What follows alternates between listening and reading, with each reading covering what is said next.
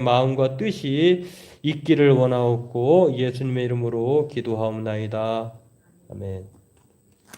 오늘 말씀 본문은요, 디모데전서 3장 1절로 7절 말씀입니다. 디도서 말씀도 있는데요, 디도서 말씀은 좀 짧은데 오늘 디모데전서 말씀으로 한 번 더 읽도록 하겠습니다. 같이 읽겠습니다.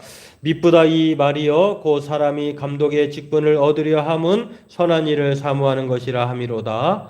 그러므로 감독은 책망할 것이 없으며 한 아내의 남편이 되며 절제하며 신중하며 나그네를 대접하며 가르치기를 잘하며 술을 즐기지 아니하며 구타하지 아니하며 오직 관용하며 다투지 아니하며 돈을 사랑하지 아니하며 자기 집을 잘 다스려 자녀들로 모든 공손함으로 복종하게 하는 자라야 할지며 사람이 자기 집을 다스릴 줄 알지 못하면 어찌 하나님의 교회를 돌보리요. 새로 입교한 자도 말지니 교만하여져서 마귀를 정죄하는 그 정죄에 빠질까 하며 또한 외인에게서도 선한 증거를 얻은 자라야 할지니 비방과 마귀의 올무에 빠질까 염려하라.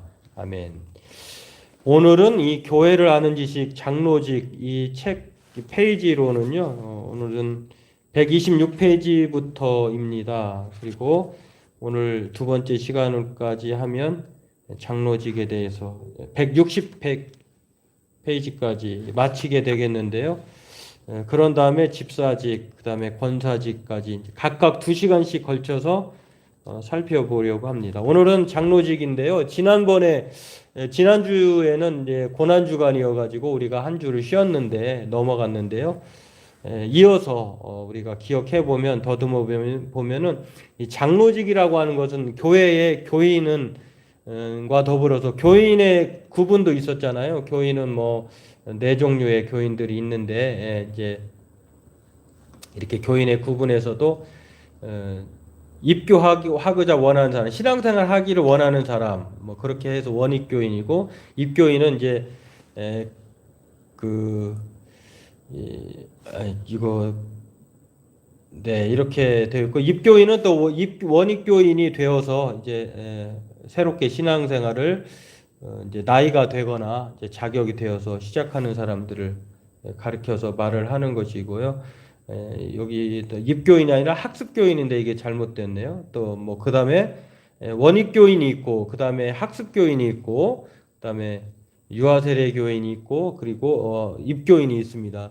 이런 것처럼 성경은 이 교인을 가르쳐서 이렇게 네 종류로 나눠놨을 뿐만 아니라 또 이 교인 중에서는 더불어서 또 이제 교회 직원이 있게 됩니다. 그런데 이 교회 직원들로는 이제 크게 세 부류로 헌법상에는 이렇게 나눠져 있어요. 항존 직원, 임시 직원, 준직원 이렇게 나눠져 있는데 그 중에 항존 직원이 바로 그 장로님이 이제 항상 있어야 하는 직분. 교회에는 교회가 있다고 하는 것은요 항상 직분이 있었다라고 하는 것을 알 수가 있는데 목사 그다음에 또는 뭐 감독이라고 하는 말, 또 장로라고 하는 말. 이제 장로에서 사실은 장로라는 말이 가장 큰 범위의 그 이름의 그 칭호라고 할 수가 있고요. 그 장로 안에는 구약이나 신약에는 장로라고 하는 직분이 항상 있었고 그 장로 안에는 신약에는 또 다른 역할과 특성에 따라서 가르치는 장로와 또 다스리는 장로로 또 다른 말로는 또 감독이라는 말도 나오는데요. 또 그런 의미로 이제 두루 사용하고 있다라고 하는 것을 우리가 기억하고 오늘은 이렇게 장로직, 항존직으로서의 장로직 두 번째 시간을 갖도록 하겠습니다. 이거 제가 하나 고쳐야 될 게 있어요. 그래서 우리에게 우리가 이번 부활주일에도 우리가 그 세례식을 했잖아요. 그런 것처럼 오늘 우리가 이것을 기억하면서 이 세례 교인이 되는 것들, 이제 교회의 직원이 되는 것들을 여러 가지 의미들을 살펴보았었는데 그런 면에서 교인은 이제 원입교인, 신앙생활을 하고자 하는 시작하는 정말 처음 신앙인을 가리켜서 원입교인이고요. 이 원입교인이 바로 세례교인이 되는 것이 아니라 이제 충분한 6개월 이후에 학습을 받고 이제 교육을 통해서 학습 교인이 됩니다. 그리고 학습 받은 지 또 6개월이 지나면 이제 입교인이 되는데 이제 그 나이에 따라서는 만 14세이고요. 그리고 또 적절한 세례 문답을 통해서 교인들과 하나님 앞에 입교식을 통해서 세례 교인이 됩니다. 이제 이런 것들이 있고요. 또 부모님들이 이제 신앙인이어서 자녀들 2세 미만 자녀들에게는 믿음으로 성장할 것을 믿고 또 하나님께서 택하심을 믿고 언약에 따라서 이 세례를 베푼 이걸 유아 세례라고 합니다. 유아 세례는 나이가 14세가 되면은 입교식을 통해서 세례교인이 되는 것인데요. 이렇게 우리가 교인 구분과 또 성도들의 이제 그 항상 있어야 하는 이 직분에 대해서 우리가 살펴보고 있는데 그런 면에서 항존 직원으로서의 장로님이 있는데요. 성경에서 이 본문의 성경에서의 장로의 요건이 있어요. 그래서 이제 장로의 요건이라고 하면 우리가 생각할 때 이 장로라고 하면은 우리가 이제 장로교회에서 장로님을 생각하는데 이 장로라고 하는 말에는 크게 장로님도 있고 그 목사님도 있고 그런 뜻이에요. 그러니까 구약에는 이렇게 장로를 말을 했어요. 수염을 기른 사람, 나이가 든 사람을 장로라고 했어요. 그래서 이스라엘의 장로들이 그 당시에는 어른들 단지 그냥 나이가 먹고 그 경력이 있어서의 그 어른으로 말하는 것이 아니라 장로로 말하는 것이 아니라 정말 덕망이 있고 또 지혜도 있고 또 그런 면에서 수염을 기른 사람이고 나이가 든 사람이라고 하는 뜻이 있는데 신약에서도 똑같은 장로라고 하는 말이 있어요. 이제 이런 상황을 보면은 구약에서 이 캔으로 이렇게 표현했는데 수염이 자칸이라고 하는 히브리 단어거든요. 그러니까 수염이라고 하는 자칸에서 자켄이라고 하는 단어가 나온 거예요. 그러니까 수염을 길렀다고 하는 것은 뭐 그냥 단지 그 수염이 상징하는 것은 어떤 것을 말하냐면 단지 어른이다. 그리고 그 어른에 걸맞는 충분한 그 정도의 인생 경륜, 삶의 연륜을 가졌다라고 하는데 구약에서의 장로는 정치 지도자이자 재판관이에요. 그러니까 우리가 지난 헌법 시간에 전전 시간에 살펴봤는데 구약의 장로들은 그 상당한 사법 권한이 있었어요.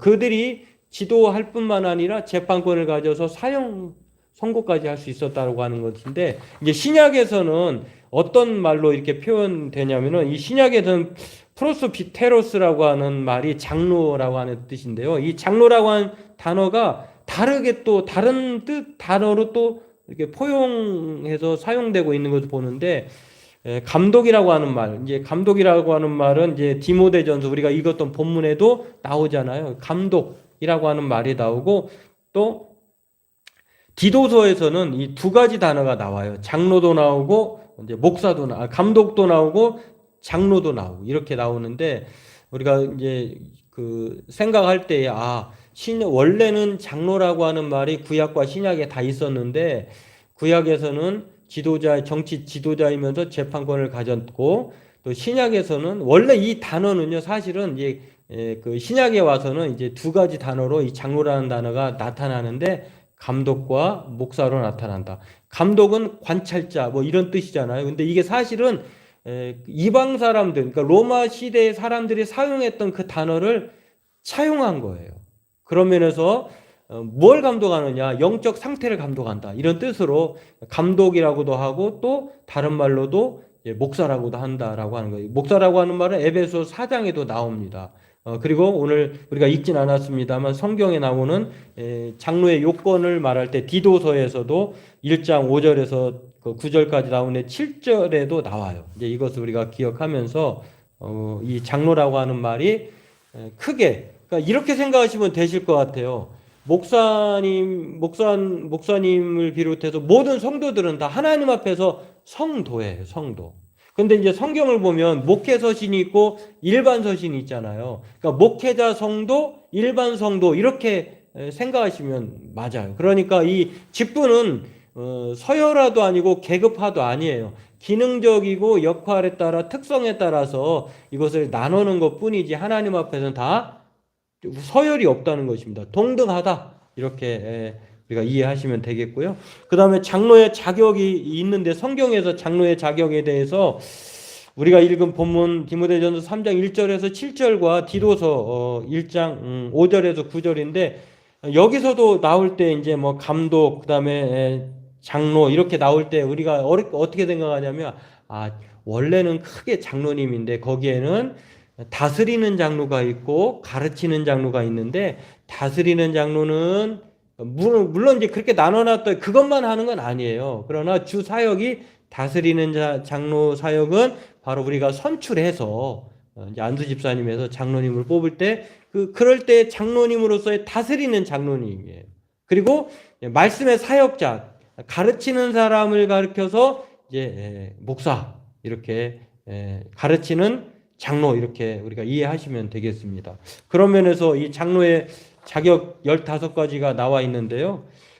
이걸 15가지를 크게 이제 3개 하나로 나눌 수 있는, 이제 7개 하나로 나눌 수 있는데, 7가지인데, 그 15가지 중에서 7가지는 갖추어야 할 7가지 조건이에요. 그리고 또 두 번째로는 피해야, 장로라면 적어도 이것은 피해야 된다라고 하는 것으로서의 7가지. 그리고 외부 사항, 점거 사항으로서 한 가지인데, 그게 바로 총 15가지다. 라고 하는 것입니다. 이 15가지를 책에서 보면은 표로도 나와 있는데 이거를 제가 톡으로 올려보니까 톡은 이 한글 표가 깨져서 안 나오더라고요. 그래서 이제 못 올렸는데 이 그림으로 보면은 잘 보이실지는 모르겠습니다만 이렇게 나눌 수 있어요. 15가지가 갖추어야 할 7가지. 어떤 덕목입니까? 책망할 것이 없어야 되고 한 아내의 남편이 되어야 되고 그 다음에 절제하고 신중하고 단정하고 나그네를 대접하며 가르치길 잘하며 이게 갖추어야 할 7가지 덕목인데 기본 덕목은 책망할 것이 없고 한 아내의 남편이어야 한다고 하는 것입니다. 그리고 개인의 성숙함으로서의 갖춰야 될 것은 절제하고 신중하고 단정해야 한다고 하는 것. 그리고 직무에 관한 덕목으로서는 나그네를 잘 대접하고 가르치기를 잘해야 한다고 하는 것이에요. 그러니까 여기서 말하는 감독, 장로는 크게 그냥 우리가 목사님과 장로님으로서의 이제 그런 것인데 목사님도 생각할 수도 있고 장로로도 생각할 수 있는 거예요. 근데 여기서 감독은 목사에 가까운 장로라고 보면 되겠습니다. 이제 이런 것을 보면서 두 번째로 그럼 피하여야 할 7가지가 있어요. 이제 갖춰야 할 것이 7가지가 있고 피해야 할 7가지가 있는데 어떤 것을 피해야 하는가? 타인과 관련해서 다른 사람과의 관련해서는 술을 즐기지 아니하여야 한다. 술을 즐겨 먹어서는 안 되겠죠. 그리고 구타해서도 안 되죠. 폭력을 휘두르면 안 된다고 하는 거. 그리고 오직 관용하고 다투지 아니하여야 한다. 이게 바로 타인과의 관계에서의 항목이에요. 4가지가. 그리고 경제 생활에서는 돈을 사랑하지 아니하여야 한다. 이제 장로님이 이제 장로로서 목사와 장로가 돈을 사랑하면 되겠습니까? 우리가 이걸 보면은 참 성경과 우리의 현재의 그 장로에 해당되는 분들이 얼마나 부합한지 또는 괴리감이 있는지 이거를 우리가 좀 돌아볼 수가 있겠죠. 그리고 가정생활에서는 자기 집을 잘 다스려야 되고요. 자녀들로 모든 공손함으로 복종하게 하는 자라야 한다고 하는 것입니다. 사람이 자기 집을 돌보지 못하면서 어떻게 교회의 성도들을 돌볼 수 있겠느냐라고 생각해 볼 수 있는 것이고요. 또 신앙 경영으로서는 얼마 되지 않은 사람을 이렇게 세울 수 없다고 하는 것입니다. 그래서 우리 이제 그 30세 이상으로 헌법에는 정해 놓았고요. 또 신앙생활한 지 이제 집사직을 받은 지 7년 이후가 되어야 되는 그런 상황이죠. 그리고 또 이제 최고 연령으로는 뭐 70으로 제한하기도 하고 요즘엔 좀 이번에 이제 노회에서도 갔습니다만 이제 75세도 상향이 됐더라고요. 그리고 또 그것도 교회가 원하면 더 할 수도 있는 이런 상황이 좀 바뀌었어요. 요즘엔 좀 그렇게 했는데 아무튼 신앙 경력이 새로 불교나 타종교에 있다가 그 사람이 장로가 되지 못하라고 하는 법은 없지만 얼마 되지 않아 가지고 바로 그냥 턱하니 막힐 수 없다는 거예요. 왜냐하면 그렇게 하면은 교만하여져서 마귀를 정죄하는 그 정죄에 빠질까 한다라고 성경이 말을 하고 있다라고 하는 거죠. 새로 입교한 자도 말지 6절에 이렇게 나와 있죠. 그런 상황에서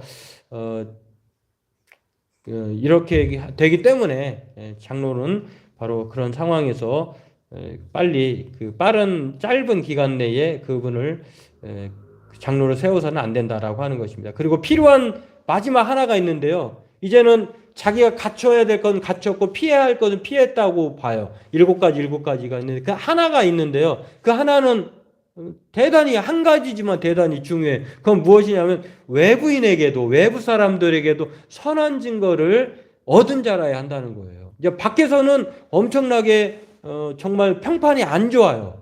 그런데 교회에서는 평판이 엄청 좋아? 이게 좀 조화가 안 되잖아요. 그래서 이 교회 밖 사람들에게 평판이 필요한 점검 사항인데 이걸 점검해 봐야 한다는 것입니다. 그런 면에서 미국 같은 경우는 장로 직분을 받으면 어느 일정 기간 동안 이 기간을 숙려 기간을 둔다고 해요. 그러면은 그 기간 동안 성도들에게 공표를 하면은 그 공표한 사람들이 살펴본 다음에 잘못된 사항, 혹시 모르는 사항 있다고 하면 교회에게 이렇게 정보를 준대요. 그리고 확인한 다음에 사실 여하를 그렇게 확인한 다음에 세울지 말지를 결정도 한다고 합니다. 또 이 장로 직분이 너무 요즘에 힘들어가지고요. 1년 혹은 3년직으로만 하는 경우도 있어요. 그러나 보통은 한번 장로님이 되면 목사님과 더불어서 은퇴 때까지는 하시는 경우가 좀 대다수다라고 하는 것입니다. 이거는 이제 디모데 전서 3장에 관련돼서 이렇게 말을 한 거고요. 디도서에도 같은 내용이 나와요. 이것은 디도서의 그림인데 뭐 거의 비슷해요. 그러나 이렇게 15가지 조건이 있다. 그러니까 다른 집사나 또 다른 직분에 비해서 집사의 직분에 비해서 상당히 까다롭고 조건이 많아요. 그만큼 중요하고 막중하고 또 함부로 세워서는 안 된다라고 하는 그러한 것들을 잘 아울러서 이렇게 표현한 말이라고 할 수가 있습니다. 그런데 우리가 이거를 보면 도대체 이 기준에 따른다고 하면은 누가 장로가 되겠어요? 누가 목사 감독이 되겠습니까? 여기에 100%다 부합하면 정말 감사할 일이고 할렐루야인데 그런 경우가 거의 많지는 않죠. 그러다 보니까 이것을 살펴보면 우리는 이렇게 생각해야 됩니다. 이것은 사역이나 직무의 내용보다는 인격과 성품 그리고 신앙을 주로 고려하고 있다는 거예요. 그러니까 그 사람이 얼마나 뭐 사회 인지도가 있고 똑똑하고 이런 거보다 그 사람의 신앙의 인품이 얼마나 훌륭한가, 신앙이 얼마나 예수 그리스도를 닮아 있는가를 고려하고 있다는 것이에요. 그래서 그 사람의 중심을 보시는 하나님이다라고 하는 것을 생각해 보면서 장로는 이러한 모습으로 이렇게 있어야 한다라고 하는 것입니다. 그리고 이 열거된 목록은요, 그러면 장로님에게만 또 목사에게만 해당되느냐? 그렇지 않아요. 모두에게 우리가 사모해야 하는 신앙의 인품이기도 해요. 마치 우리가 십계명을 하나님의 말씀으로 받아들이고 또 주님이 가르친 기도를 신앙에 또한 주님이 기도를 우리가 함께 고백하고 또 사도신경을 믿음의 고백으로 인정하듯이 이 하나님의 성경의 말씀은 이렇게 세분화되어 있지만 그렇다고 해서 나와는 관계가 없는 것이 아니라 누구나 사모해야 하는 신앙이다라고 하는 것입니다. 그래서 이것은 영적 특별한 사람들만 엘리트를 위한 것이 아니다라고 이 조건은 우리 모두에게 해당된다라고 하는 것입니다. 그리고 마지막으로 우리가 기억해야 될 사실은 크게는 그러니까 장로라고 하는 직분은 가르치는 장로, 말씀의 사역자인 목사와 또 다스리는 장로, 성도들의 영적 상태를 돌보고 또 그들을 살피는 그런 역할을 하는 다스리는 장로로 선출된 장로로 그렇게 구분해서 나눌 수 있다. 이것은 역할과 특성에 따른 것이다. 그러나 큰 범주 안에서는 목사도 장로예요.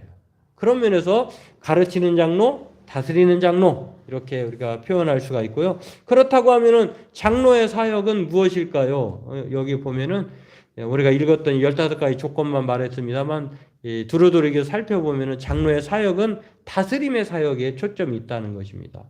여기서 말하는 다스림의 장로는 선출되어서 성도들의 대표로서 또 목사와 협력해야 할 장로님을 말하는데 치리와 건징에 참여하죠. 목사 혼자 치리하는 게 아니에요. 성도들의 대표이기 때문에 엄연히 장로님과 당회가 회의를 통해서 그렇게 치리와 권징을 하는 것이고요. 영적인 목양을 하고 신방과 위로, 교훈. 보통은 우리가 그 목사님만이 신방을 한다고 하는 건데 사실은 장로님들이 신방하는 것이고요.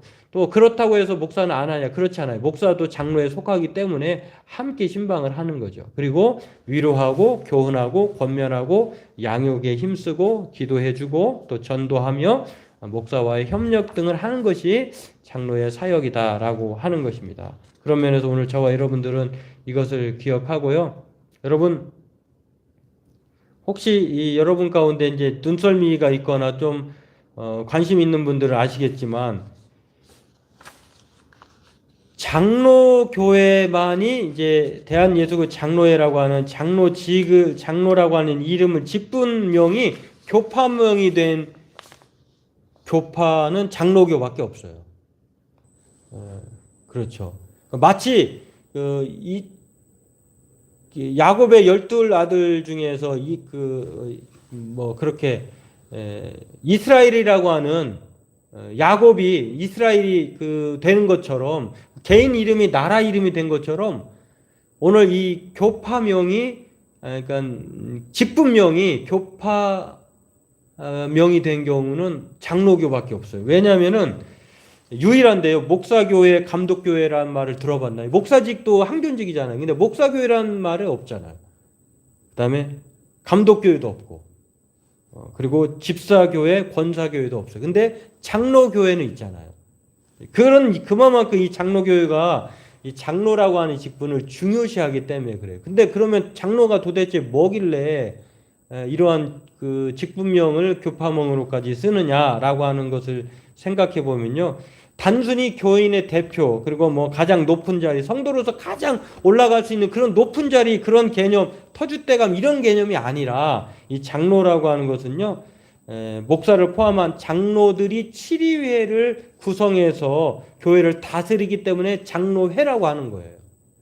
그러니까 목사도 장로고 교인의 대표도 장로회인데 이 교인의 대표인 장로가 대신해서 참여하는 것이잖아요. 그러니까 이런 장로 회의를 통해서 어떤 독단적인 로마 카톨릭이나 교황이나 감독 제도를 하는 사람들은 막 그 사람 개인이 하는 게 아니라 기도해보고 막 그것을 불강력적으로 밀어붙이는 것이 아니라 충분히 많은 사람들의 의견을 수렴해서 민주적이고 합리적이게 그렇게 회의 끝에 다스리는 정치 제도를 가졌기 때문에 장로의 직분이 중요하고 그래서 장로교회가 중요하다. 그리고 가장 성경적이고 바람직하다 이렇게 볼 수가 있겠습니다. 그러면 장로 직분을 통해서 무엇을 하는 것이냐?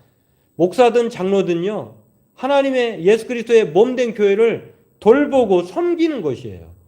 여기에는 누구는 하고 누구는 하지 않는 이런 것이 아니라 모두 함께 협력의 관계를 통해서 하는 것입니다. 그러므로 오늘 저와 여러분들은요. 하나님께서 이렇게 이 직분자를 하나님의 대리자로 세우신 것은 바로 사랑의 끈으로 하나님 몸된 교회를 잘 세워가고 돌보라는 뜻에서 이 직분을 주셨다라고 하는 것을 기억하면서 오늘 저와 여러분들이 이것을 장로의 헌법상의 장로와 또 성경이 말하는 15가지 조건, 이 모든 조건이 우리 모두에게 해당된다라고 하는 것. 그리고 이 장로의 정치 제도가 얼마나 성경적이고 또 민주적인 것인지를 우리가 기억하면서 이것을 토대로 해서 우리가 교회를 바로 세워나가는 우리 모두가 되기를 바라겠습니다.